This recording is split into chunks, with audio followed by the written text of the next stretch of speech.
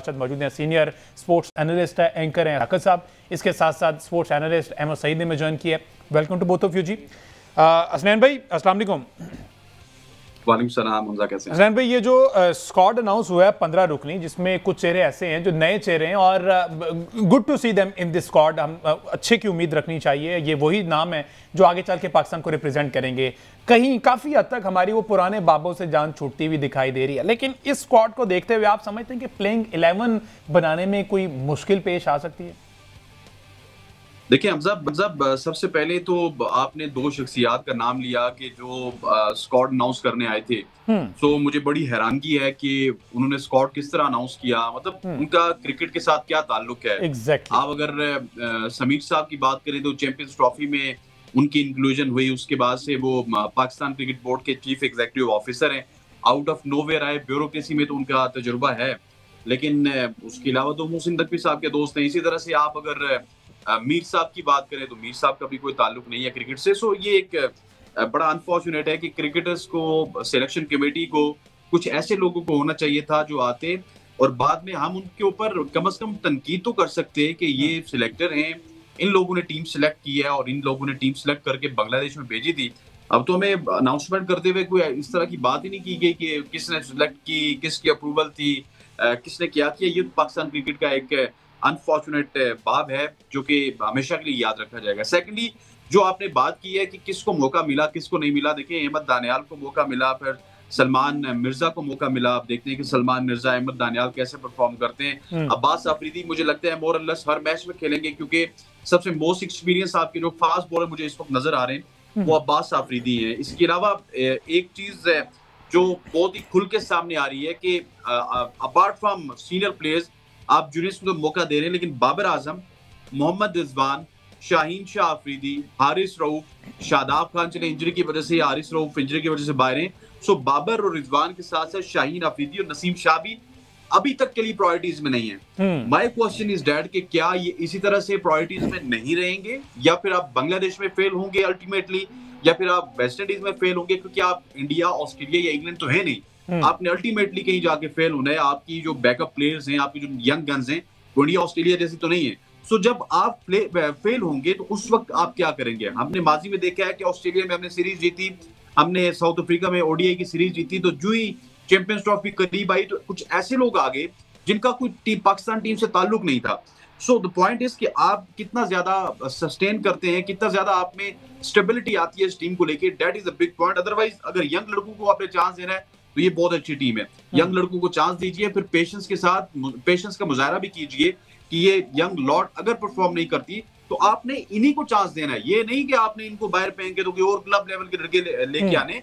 अब आपने पेशेंस का मुजाहरा करना है और स्टेबिलिटी के साथ 26 के T20 वर्ल्ड कप या फिर एशिया कप तक कम से कम इन्हीं लड़कों के ऊपर तकिया करना होगा आपको। बिल्कुल बिल्कुल ठीक है। अहमद सईद साहब, एक तो हसनैन भाई का पहला सवाल, आमिर मीर साहब सवाल क्या उन्होंने बताया, वैसे आमिर मीर साहब एडवाइज़र टू चेयरमैन पीसीबी हैं या फिर ये एडवाइज़र टू मीडिया, उस मीडिया डिपार्टमेंट से हैं? और दूसरा ये कि यूजुअली हमने देखा है कि या तो सिलेक्शन कमेटी से कोई आता है या कोई कोच आता है जो कि टीम अनाउंस करता है, माजी में कुछ इस तरह से, लेकिन आमिर मीर साहब का आके टीम अनाउंस करना और जिस संग दिली से बाबर आजम और उनकी बात हुई तो कहते हैं अभी जो T20 की बात हो रही है इसी पे रहें, ओडीआई आएगा तो देखी जाएगी तब के प्लेयर्स और हैं। और फिर वाइस कप्तानी की बात से जिस तरह का स्टेटमेंट उन्होंने दिया, या शायद हमें आदत नहीं है इस तरह के स्टेटमेंट एक्सपेक्ट करने की कि अगला बंदा जो बैठा हुआ है वो इस तरह से ठक करके जवाब देगा। देखिए, सबसे पहले तो जिन दो लोगों को भेजा गया प्रेस कॉन्फ्रेंस करने के लिए, अगर आप मुझे ये कहने की इजाज़त दें तो मैं वो क्वालिटी बयान करना चाहता हूँ जिस क्वालिटी की बुनियाद पर मुझे लगता है कि इनको भेजा गया है। वो क्वालिटी ये है कि ये लोग थूका हुआ बहुत अच्छा चाट लेते हैं। पिछले 4 सालों में 4 दफ़ा डोमेस्टिक का सिस्टम बदला गया है। यही वो लोग हैं जो पहले आकर कहते थे कि 6 टीमों वाला सिस्टम ठीक है, यही वो लोग हैं जो कहते थे कि 18 टीमों वाला सिस्टम है, और आज यही वो लोग हैं जो आकर कह रहे थे कि ये 8 टीमों वाला सिस्टम जो है ना अब ये अच्छा है। अच्छा, तो मुझे ये बताएं कि मतलब पीसीबी में कोई ऐसा बंदा जो आकर मतलब जिसका ताल्लुक हो क्रिकेट से, वो क्रिकेट खेला हुआ भी हो, वो बता भी सकता कि कॉम्बिनेशंस कैसे बनने हैं। इनसे जब इन टीम अनाउंस की तो पहला सवाल सहाफ़ी ने पूछा कि मतलब जब आप ये दोहरा देंगे जो नाम आपने लिए हैं, तो उन्होंने कहा कि हम व्हाट्सएप ग्रुप में भेज देंगे आपको, वहां पर मिल जाएंगे तमाम सहाफ़ियों को। बिल्कुल सारे जवाब ऐसे दिए उन्होंने। हाँ, तो जब आप इस तरह से डीलिंग करना शुरू हो जाएं सहाफ़ियों के साथ भी, और अनफॉर्चुनेटली जब आप क्रिकेट को इस तरह से डील करना शुरू हो जाएं कि ये कोई परचून की दुकान खुली हुई है आपने, जिसका जो दिल चाहे वो करे, तो भैया फिर उसका यही नतीजा निकलना है। पाकिस्तान की टीम इस वक्त जो T20 की टीम आप अनाउंस कर रहे हैं, ये खेलने जा रही है बांग्लादेश के अगेंस्ट। ये वो टीम है जो पिछले 2 सालों में आयरलैंड से भी हारी है, जो पिछले 2 सालों में यूएसए से भी हारी है, जो जिम्बाब्वे से भी हारी है। ये वो टीम है जो न्यूजीलैंड की CD टीम से भी अपने ही मुल्क के अंदर जो है वो आगे हार गई थी। और अब नौबत ये आ गई है कि ये वो टीम है जिसको अब जो आइंदा आने वाली क्रिकेट खेलनी है ना, वो खेलनी है बांग्लादेश के साथ, वो खेलनी है वेस्ट इंडीज के साथ, वो खेलनी है अफगानिस्तान के साथ, और वो खेलनी है UAE के साथ। तो सबसे पहले तो मैं हसनैन भाई का तजर्बा बहुत ज़्यादा है इस फील्ड में, बहुत रिस्पेक्टेड है, काबिल एहतराम है। मैं सिर्फ आप दोनों हजरात से गुजारिश करना चाहता हूं कि अब मजीद एक्सपेक्ट करना छोड़ दें, क्योंकि ये वो लोग हैं PCB के अंदर बैठे हुए जो हम क्रिकेट फैंस को उस जहनी कंडीशंस के ऊपर ले आए हैं, जो हमारे जज्बात को वहां तक ले आए हैं कि हमें अब इस टीम से कोई तवक्को है ही नहीं। और जब हमें तवक्को नहीं है तो फिर जाहिर है कि इस तरह के लोग ही सामने आएंगे जिनसे आप क्या सवाल करें और क्या जवाब आप उनसे किस जवाब के मुतलाशी हैं और क्या आप उनसे एक्सपेक्ट करेंगे कि वो क्या जवाब दें। तो इनकी जिस सलाहियत का अंदाजा जिसकी वजह से इनको भेजा गया है टीम अनाउंस करने, वो तो ये लगती है कि हर तरह के सिस्टम के अंदर ये लोग फिट हो जाते हैं, हर तरह के स्ट्रक्चर को ये लोग आगे डिफेंड कर लेते हैं, जबकि पिछले साल ये स्ट्रक्चर खुद ही इन लोगों ने बनाया होता है। तो पाकिस्तान में डोमेस्टिक स्ट्रक्चर में मैं आपको बताऊं, पिछले 4 सालों में 4 बार तब्दीली की गई है डोमेस्टिक फॉर्मेट में। पिछले 4 सालों में जो हमारा डोमेस्टिक स्ट्रक्चर हुआ है हर साल चेंज हुआ है, और यही वो लोग हैं जो आके उसको पहले अनाउंस करते हैं और फिर अगले साल उसी को आके डिफेंड कर रहे होते हैं कि यार वो गलत था, अब ये ठीक है। तो मुझे नहीं पता कि कौन से ऐसे मामलात हैं PCB के अंदर जिनकी वजह से ये नागुज़ीर हो गया था कि इस तरह के लोगों को आप टीम अनाउंस करने के लिए। अच्छा ठीक है। अच्छा हसनैन भाई, अभी इनकी बात हो रही है आमिर मीर साहब की, जिस तरह के जवाब दिए और ये व्हाट्सएप वाली बात के डिटेल्स जो है ना व्हाट्सएप पे आ जाएंगी, तो यहाँ आने की जरूरत भी नहीं है। आप घर बैठ के वीडियो कैम ऑन करते, अनाउंस करते और चले जाते, क्योंकि ना तो जवाब सही तरीके से आपने दिए, ना अच्छे तरीके से बात की। पूरी दुनिया में ऐसा होता है कि जब भी टीम अनाउंस होती है एक स्माइली फेसेस होते हैं, लेकिन इनके फेसेस पे पता नहीं किस किस्म की परेशानी या कोई डर या कोई खौफ, या फिर जो आगे साफी बैठे हैं उनकी नौकरी जाने का भी खतरा था उन्हें कि अगर कोई ऐसा सवाल हो जाए कि ये इतनी पावर रखते हैं कि उनको बरतरफ भी करवा सकते हैं। दूसरा ये कि ये वही लोग हैं जिन्होंने जब इमरान खान ने तब भी गलत किया था, उन्होंने ये डोमेस्टिक क्रिकेट जो है वो डिपार्टमेंटल क्रिकेट खत्म की, 6 टीमों वाला आया, हमारे पास बैकअप प्लान नहीं रहा। अब फिर से वही सारा कुछ होने जा रहा है, जो प्रोग्राम चल रहे हैं उनको बंद करके नई इनोवेशन लाने की कोशिश की जा रही है। तो आप समझते हैं इसमें ये कामयाब हो जाएंगे और ये अच्छी चीज है पाकिस्तान क्रिकेट के लिए, बेंच स्ट्रेंथ बढ़ाने के लिए? देखिए, डोमेस्टिक वाले सवाल पे तो मैं बाद में आता हूँ। जो सवाल आपने किया कि ये साफियों के साथ इनका एटीट्यूड कैसे था, देखिए इसका सिलसिला रमीज राजा साहब के दौर में स्टार्ट हुआ था जब पहली दफा एक्रेडिशन कैंसिल हुई थी। सो उन्होंने खुद, एक क्रिकेटर ने जो चेयरमैन था, तो उसने एक वे आउट बताया था कि आपने साफी को खामोश किस तरह करना है। तो उन्होंने सबसे पहले एक्रेडिशन कैंसिल की थी शोएब जट साहब की। सो उस वक्त हम तो बोले, लेकिन आजकल जिनकी एक्रेडिशन ब्लॉक है, जिनको PCB में दाखिले बंद होते हैं, वो नहीं बोले। उसके बाद हुआ ये कि आज से कुछ 1 साल पहले मेरे समेत इस्लामाबाद के 4 सहाफियों की एक्रेडिशन बंद हुई, ठीक उस वक्त जब बांग्लादेश की टीम टेस्ट खेलने आ रही थी। सो हम तो उस तरह रुके नहीं और हमने फिर अदालत का दरवाजा खटखटाया।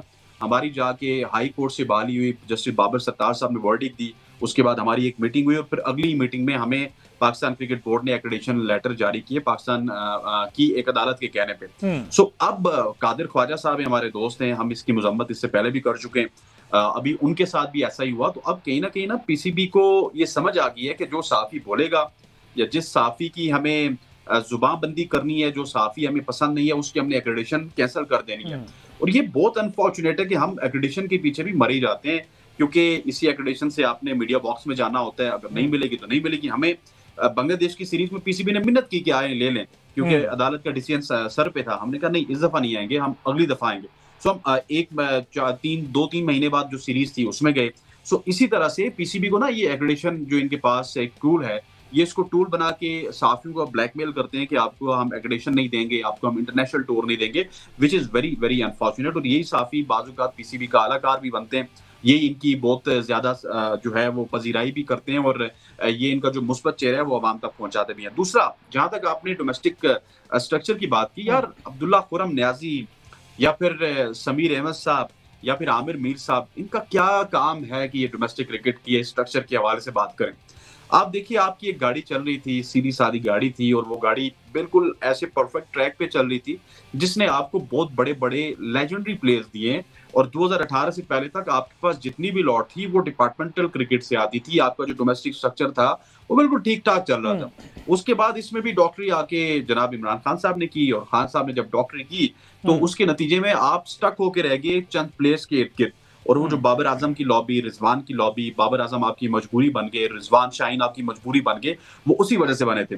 मैं बड़ा खुश था कि 2022 में जब नजम सेठी साहब आए तो उन्होंने पैरेलल दो निजाम चला दिए। एक तरफ डिपार्टमेंट क्रिकेट भी था, एक तरफ रीजनल क्रिकेट भी था, खिलाड़ी को नए रोजगार मिले और आहिस्ता आहिस्ता आपके पास कुछ नए प्लेयर्स भी आना स्टार्ट हो गए। फिर आया मोहसिन नकवी साहब का दौर, जिन्होंने पहले फोकस किया चैंपियंस कप के ऊपर। चैंपियंस कप अब T20 का भी हुआ, ODI का भी हुआ, एकदम से हमें पता चला नहीं चैंपियंस कप अब बंद हो चुका है, अब हम एक नए स्ट्रक्चर की तरफ जा रहे हैं, स्कूल कॉलेजेस में जाएंगे। उसके बाद हमें पता चला कि वही जो स्ट्रक्चर खान साहब के जमाने में आया था उसी की तरफ जा रहे हैं। सो इस वक्त ना पाकिस्तान क्रिकेट बोर्ड के ऊपर जो मैनेजमेंट है, इसमें बहुत बड़े बड़े डॉक्टर बैठे हुए हैं, बहुत बड़े बड़े सर्जन बैठे हुए हैं, जिनको ये टास्क दिया गया है कि किस तरह से पाकिस्तान क्रिकेट को तबाह करना है। और मैं आपको बताऊं कि अहमद साहब ने ये बात की तो निशानदेही की कि हम UAE के साथ खेलने जा रहे हैं, हम वेस्ट इंडीज के साथ खेलने जा रहे हैं, हम बांग्लादेश के साथ खेलने जा रहे हैं। मैं अहमद भाई और हमजा आपको भी बताना चाह रहा हूँ कि ये हमारा स्टैंडर्ड नहीं था। हमारा स्टैंडर्ड होता था हम इंग्लैंड के साथ खेलते थे, हम ऑस्ट्रेलिया के साथ खेलते थे, हम न्यूजीलैंड के साथ खेलते थे, हम साउथ अफ्रीका के साथ तवातर से खेलते थे, और बीच में एक आधी सीरीज हमारी जिम्बाब्वे और वेस्ट इंडीज के खिलाफ होती थी।